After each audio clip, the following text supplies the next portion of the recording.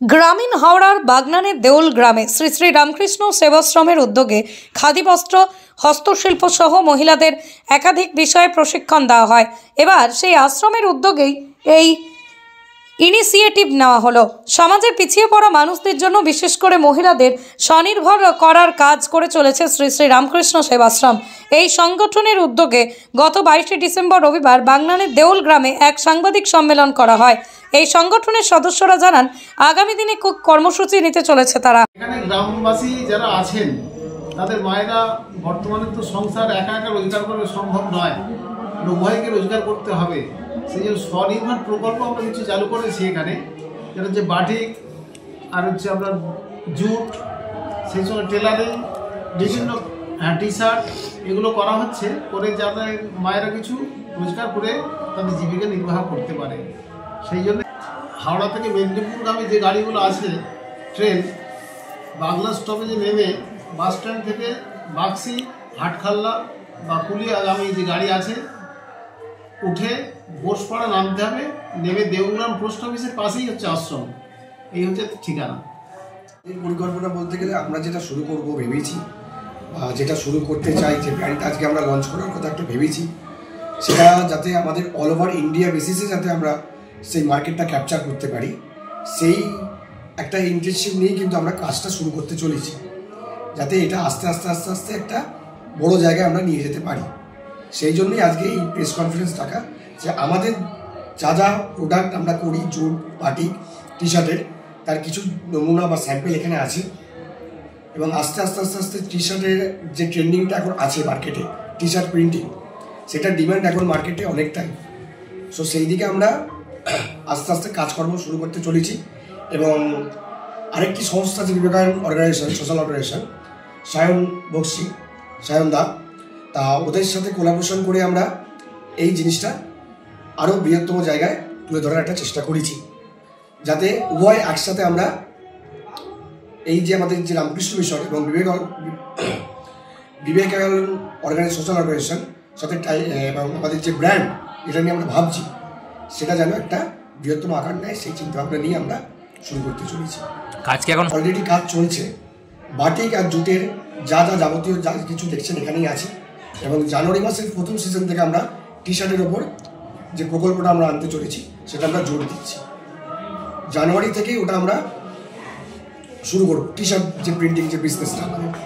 আর টোটালটাই হবে কিন্তু আশ্রম ডেভেলপমেন্ট এবং যারা যারা এই অ্যাডমিনিস্ট্রেশনের পার্ট, তাদের কথা চিন্তা করে এবং যারা কাজ করবে তাদের কথাও কিন্তু ভেবে আমরা আগামী দিনের জন্য প্রস্তুত হচ্ছি।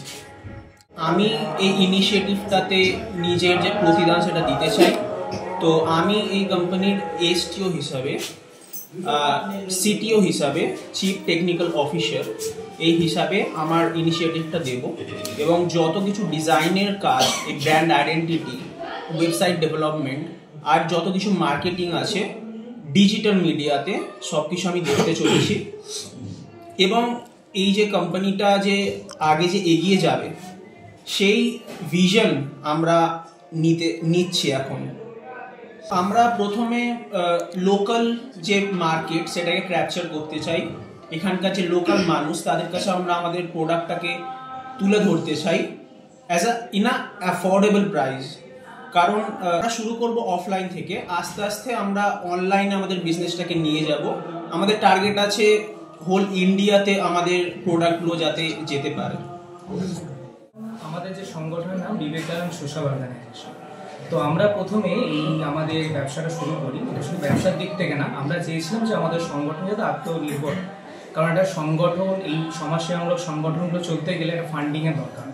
তো ফান্ডিংটা তো সেইভাবে আসে না। তো এই সমস্ত কাজের মাধ্যমে আমরা চেয়েছিলাম যাতে সংগঠনকে আত্মনির্ভর করা যায় এবং যারা বেকার যুবকরা আছে তাদের কর্মসংস্থান যাতে ঘটে, সেই ওপর ভিত্তি করে আমরা এই বিবেকানন্দ সোশ্যাল অর্গানাইজেশন আমাদের এই টি শার্ট প্রিন্টিংয়ের ব্যবসাটা শুরু করেছি।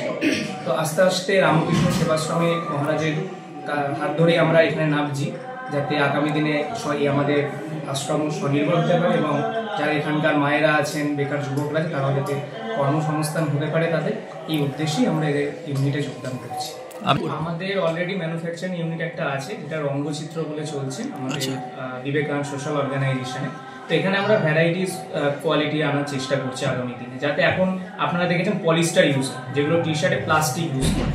তো আমরা যে বর্তমানে পলিস্টার বা ডট নিট ইউজ করছি কাপড়গুলো, সেগুলো কিন্তু প্লাস্টিকের বাইরে, আমরা প্লাস্টিক মুক্ত করতে চাইছি এইটাই।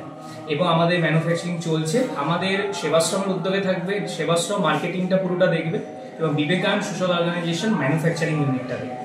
এটাই হচ্ছে আমাদের লক্ষ্য। তো আগামী দিনে চেষ্টা করছি এটাকে আমরা যদি এক জায়গায় আরেকটা ইউনিট আমরা ম্যানুফ্যাকচারিং ইউনিট তৈরি করতে পারি, যাতে আরও লোক কর্মসংস্থান হয়, এটা আমরা চেষ্টা করবো। মূল উদ্দেশ্য হচ্ছে মানুষের জন্য সেবা করা, মানুষের পাশে দাঁড়ানো। তো এই উপলক্ষে আমি দেউলগ্রাম সেবাশ্রমে মহারাজজির অনুপ্রেরণায় অনেকবারই এসেছি।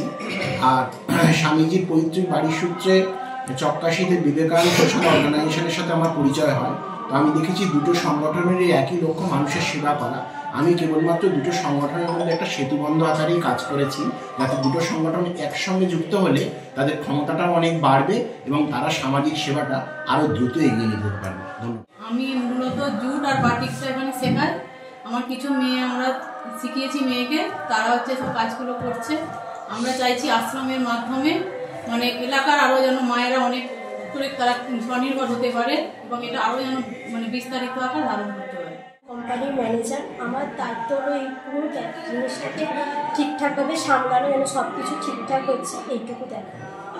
যেসব পিছিয়ে পড়া মহিলারা বা মায়েরা, তাদেরকে আমরা এখানে নিয়ে আসবো, ট্রেনিং দেবো এবং আমরা একত্রিত করে এই কাজের মধ্যে নিয়ে যেতে চাই। যেসব মায়েরা এবং মহিলারা যারা কাজ করবেন, তারা এখান থেকে কাজ করে যেন এখান থেকেই কাজ পান, এখান থেকে যেন তারা স্বনির্ভরভাবে দাঁড়াতে পারে, সেই প্রকল্প বা চেষ্টা নিয়ে আমরা এই কাজের উদ্যোগ নিয়েছি। ব্যুরো রিপোর্ট, আমার কলম।